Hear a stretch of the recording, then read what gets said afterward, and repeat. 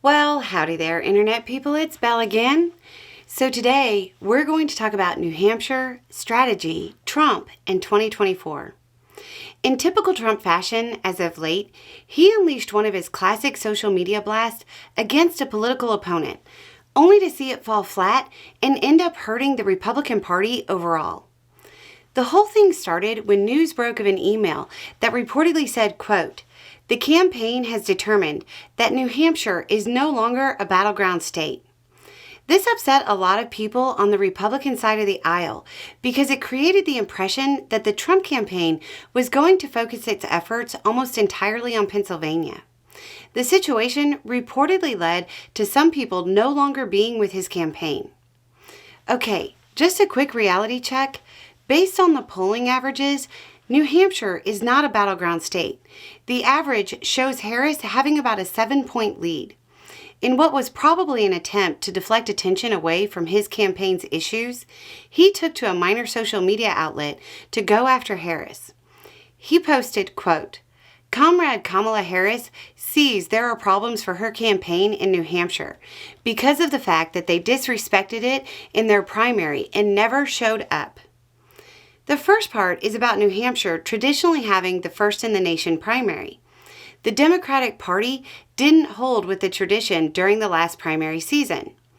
It's also worth noting that Biden won the primary in New Hampshire as a write-in candidate.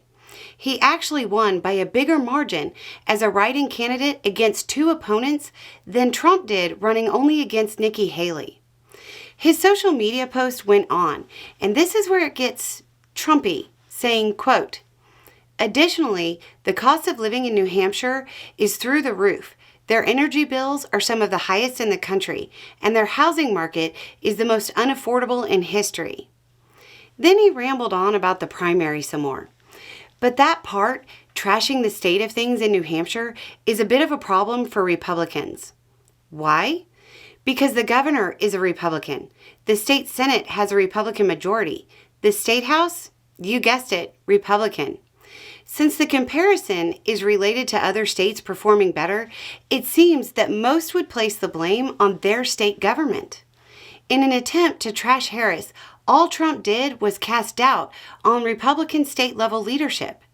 That's generally not how you turn a state that was currently viewed as unwinnable and put it back into play. With the continued disarray in the Trump campaign, what's Harris doing? Well, while all of this Trumpiness was playing out, it became an expectation that Harris was going to announce a major tax break for small business startups, and that she would announce it in New Hampshire. So the voter in New Hampshire has two competing visions from the candidates: Harris giving small business owners a tax break, and Trump saying something that most people would probably read as, "Republicans aren't running the state well?" Either way, Trump's habit of going off script from his handler's advice has once again caused problems for other Republicans. Anyway, it's just a thought. Y'all have a good day.